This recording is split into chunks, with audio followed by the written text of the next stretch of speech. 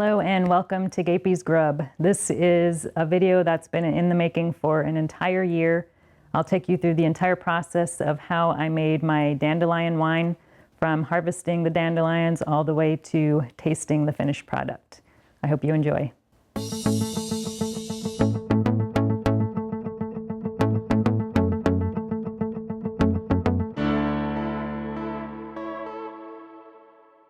Did you know that all parts of the dandelion are edible, from the roots to the flower?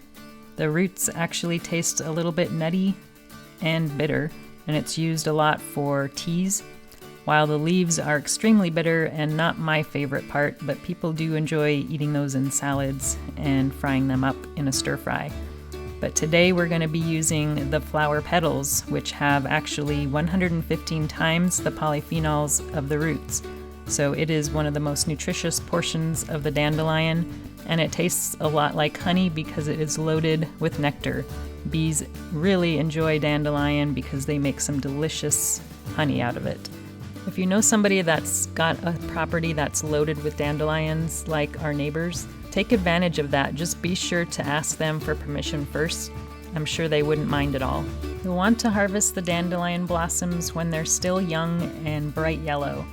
And the best time of day to harvest is in the morning once the flowers have opened. So I did my harvesting around 10 o'clock in the morning, and it took about a half an hour to an hour to harvest the flowers, and then another couple hours after that to remove the petals from the stem. I ended up harvesting about half a gallon of flower petals for this recipe, which makes about 1.5 gallons of dandelion wine. You don't want to use any of the green part of the flower because that is going to give it a more bitter taste. Today I'm going to be showing you how to make a dandelion wine from start to finish.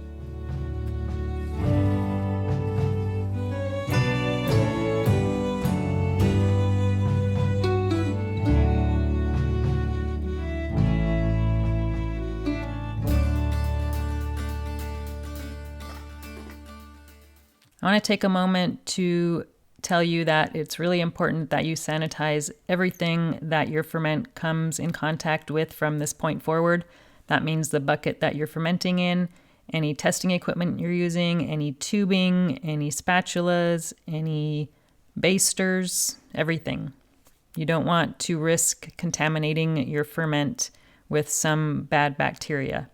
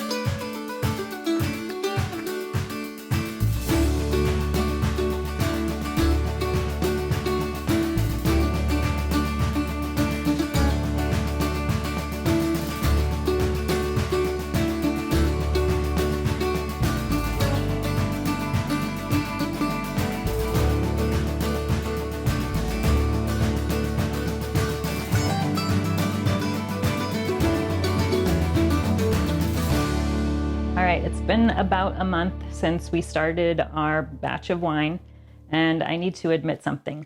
So when I started this, I wanted to make it as simple as possible with as few ingredients as possible so that everyone can make this pretty easily. And unfortunately, I discovered that the fermentation stopped pretty early on in the process. So I took some gravity readings for the first several days and it went down a little bit, but it didn't go down as far as it should have. And it was still very, very sweet. A lot of sugar content, which is not a good thing. So I waited a few more days and the gravity reading did not change at all. So there's a few things that can happen if your fermentation stalls. So one of those things is the pH level. And I've had that happen before where the pH was not in an ideal range and the fermentation stalled. So the first thing I did was check the pH, and the pH was totally fine. So I knew that wasn't a problem. Another problem might be your yeast has gone bad, but I had just used this yeast on the same packet. I used half of that yeast on another batch and there was no problem with that batch. So I was pretty sure that yeast wasn't a problem.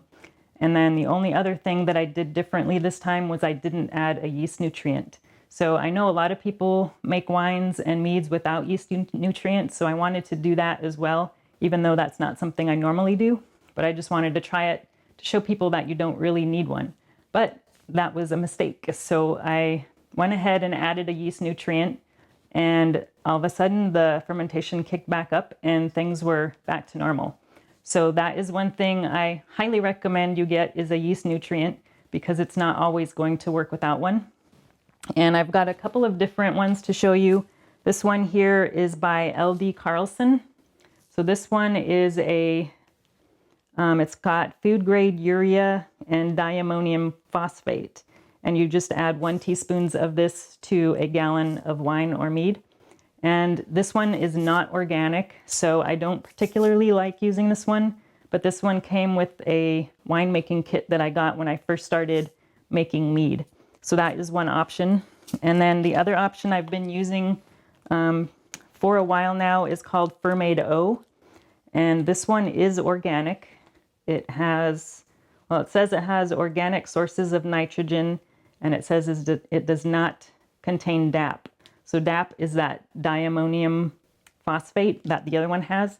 So apparently that's not an organic substance. So I do prefer using this one. However, this tends to get really gummy after a while. So I don't know if you can see that in the package, but it gets it's almost like gum in there. But when I first bought it, it was a nice loose powder. So when it's in a nice loose powder, it's really easy to mix into your wine. But when it becomes this gummy texture, it's really, really hard to dissolve. So that is one problem I have with this one. So for this particular batch, I did go ahead and use this non-organic one. It was just really easy to add and it dissolves really easily. So I just added about 1 teaspoon of this to the batch. And after I added that, the fermentation kicked back up and everything was fine. So we are back on track, and we're going to go ahead and take another reading, and hopefully we're close to the final gravity reading and we can go ahead and get that racked off of the yeast and onto a glass carboy. So we're looking at right around 1.006, which is actually very good. So we are definitely about at our final gravity reading. So I'm going to go ahead and get this transferred into a glass carboy. So here we have what's called a racking cane. So this is kind of like a siphon, or is a siphon that we use to move our wine from our fermentation bucket into our glass carboy. And I've also got this little red thing here attached to it, and this is an optional add-on that I just got last year. But this attaches to your carboy so that keeps this in place so it doesn't slip out. I've made quite a bit of a mess in the past before I got one of these. So if you have another person that could help hold it, or you could get one of these, or prepare to make a mess. So we're going to go ahead and get this racked. So we need our bucket here in a higher position, and then our glass carboy is on the floor. And I did sanitize everything. I sanitized the tubing as well as the racking cane here. So I'm just going to put this in our bucket, and then I move this wand in and out, and that will get it flowing.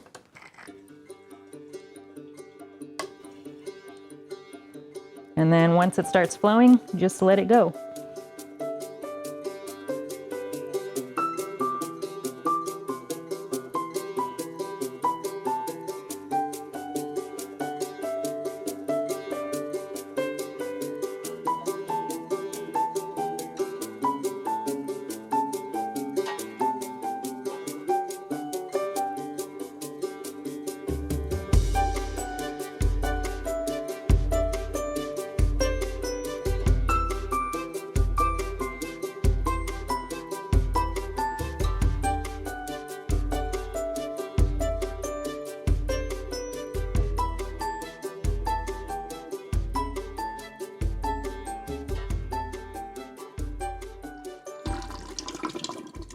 All right, looks like that is all of it.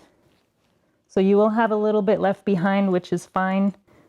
You don't want the yucky stuff on the bottom. So we got almost a full half gallon there. So the next step is the easiest part, and that is just to letting this age.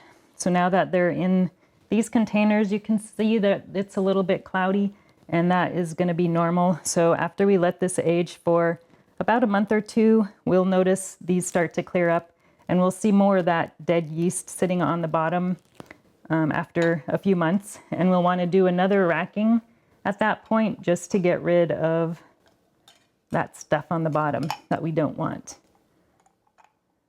So we're going to go ahead and add these fermentation airlocks to the top. So we've got this one here, and then we also need one for our half-gallon container. Now I got these fermentation lids on Amazon that I use for fermentation or fermenting vegetables, and this works perfect for wine and mead as well.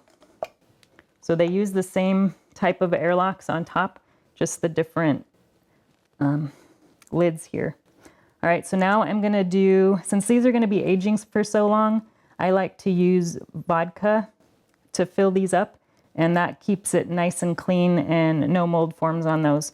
If you add just regular water, you could get mold in these airlocks after they've been sitting for so long. You can use any old cheap vodka. I'm using Tito's that I got from a local grocery store. So you don't need to fill these up all the way. You want to fill them up about halfway. And you just want to check these every so often because they will evaporate a little bit. So you just want to add a little bit more as the level goes down. So now I'm just going to move these to a kind of a cool location. You don't want these getting too hot, and you definitely don't want these in direct sun. So I'm going to move these to our laundry room, which usually stays pretty nice and cool. I have just enough room on my mead shelf to put one more batch. I like to use a chalk marker to mark what they are. So this one is our Dandelion. So I'm just going to put Dandy on these. And the other three batches I have aging here is a traditional mead made with maple honey. And then I've got a raspberry mead.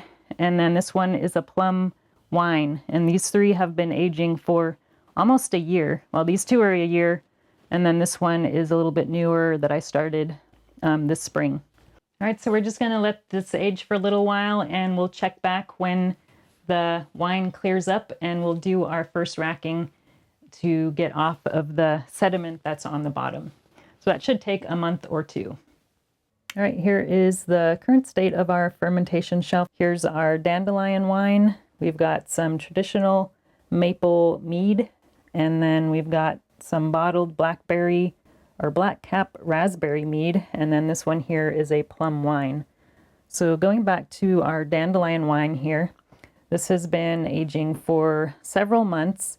There is a bit of a layer of dead yeast on the bottom, so we want to get that racked off. You can see it's actually cleared up pretty nicely. You can see through the bottle, which is what you want to see. So let's go ahead and get that racked and off of it's called lees, that dead yeast that's at the bottom. You can see that in both jars. You don't want to leave it in there for too long because that dead yeast could give some off flavors to your wine or mead.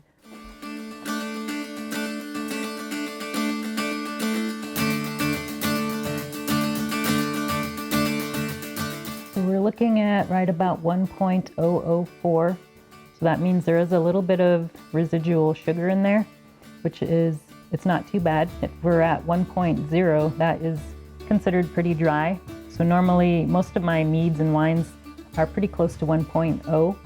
This might be the sweetest one I've had. 1.004 isn't super sweet. So I'm interested to see how this one tastes. So let's go ahead and give it a try before we do our racking. It's got a nice smell to it.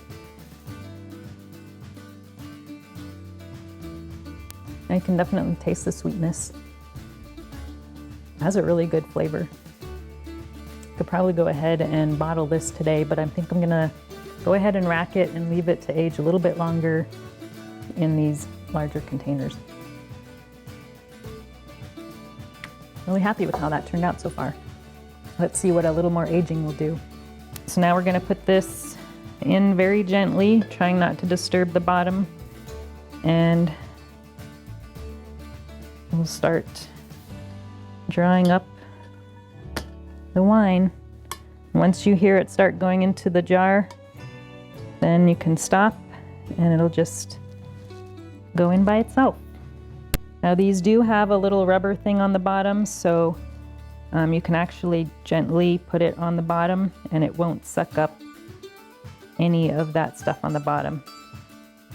So it should only take a couple minutes to fill up. Once we get to about an inch from the bottom, I'm going to start tilting it very gently so that we can get as much of that in there as possible without disturbing the bottom. And once I see it starting to suck up stuff, then I'll stop and pull it out. So we do leave a little bit behind, which is okay. We got all the good stuff.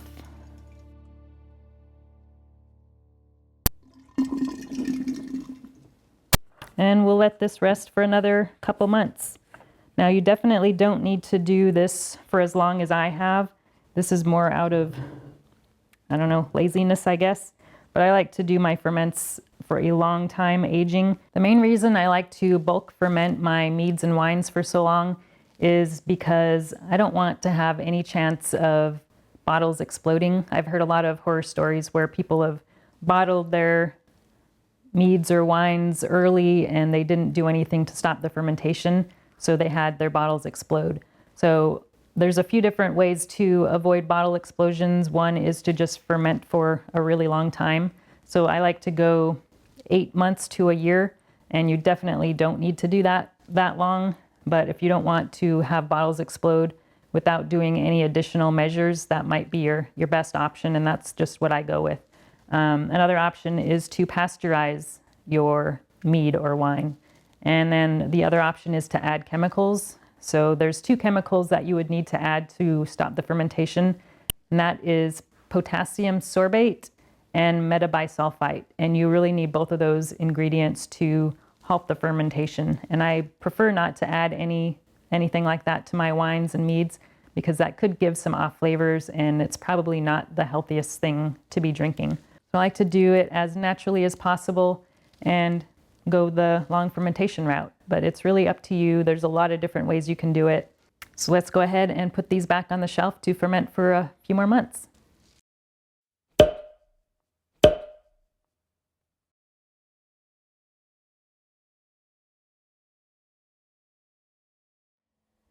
And with the magic of video, it's now a year later. It's been a whole year since we started our Dandelion wine. We've actually got a few more things here on our aging shelf. So here's our Dandelion wine here. And then we've also got a quince mead that I started in, I think, November of last year. And then we've also got a traditional maple honey mead that is also a year old. So I need to get that bottled up here pretty soon. So let's go ahead and get this bottled. Now there's a few supplies that we're going to be using to fill our bottles to make it a little bit easier.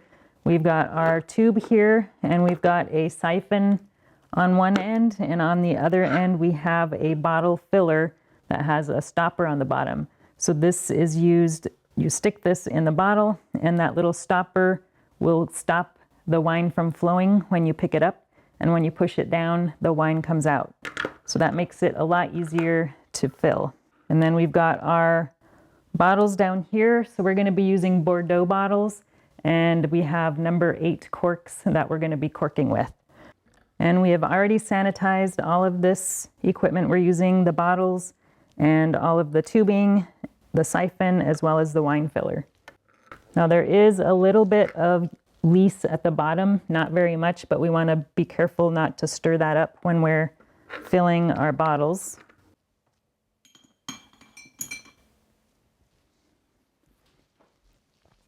It's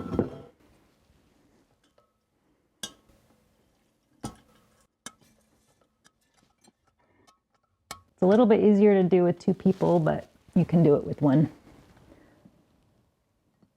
So we're just pushing down on the bottle filler to let the wine flow, and when it's filled up enough, then we're just going to lift it up, and that's going to stop the flow of wine. And we want to fill it to just above the narrow part of the neck. And when we lift that out, it's going to lower the wine level quite a bit. So I usually like to kind of press it up against the neck of the bottle to add just a little bit more to the bottle. And that should be good. On to the next one. And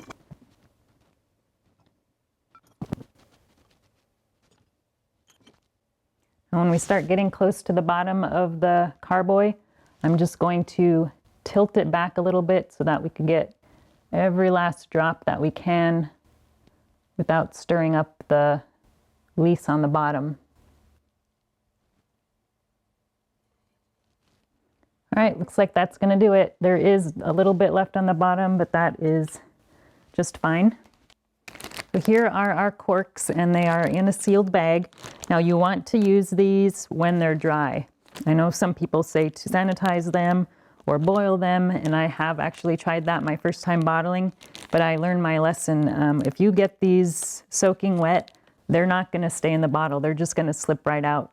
And there's a lot of debate on the different forums on whether or not to sanitize them. But when you're buying these, they should come already sanitized. And as long as you leave them in a sealed bag like this, they should be just fine. And also people say if you soak them or get them wet, it will also make the corks deteriorate faster.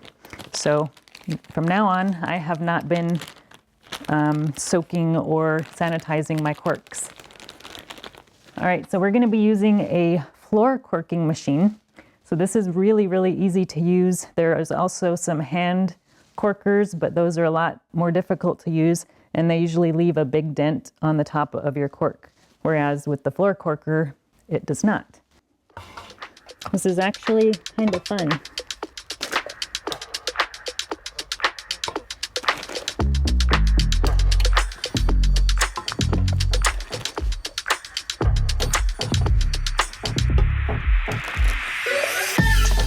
All right, we're all done. Now let's go have a taste. All right, the wait is finally over. It's time to take a taste. So when we started this, it was a 1.118 gravity, and it ended at 1.002. So that means the alcohol content is up to 15.23%. So it's not a weak wine. And since it ended at 1.002, there should be a little bit of sweetness in there. Normally, most of my wines and meads go all the way down to 1.0, so they're very dry. So this one will be a little bit sweeter than the wines I normally make. And this is the first time I've made this dandelion wine, so I'm looking forward to trying it.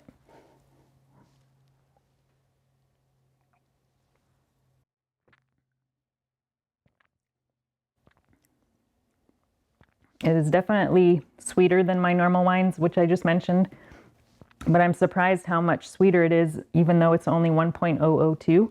It is very good. I'm really enjoying this. I mean, it's not bitter at all. Normally when you think of dandelions, you think of bitterness, but the leaves of the dandelion are very bitter, but the blossoms are not bitter at all. So this is actually really, really good.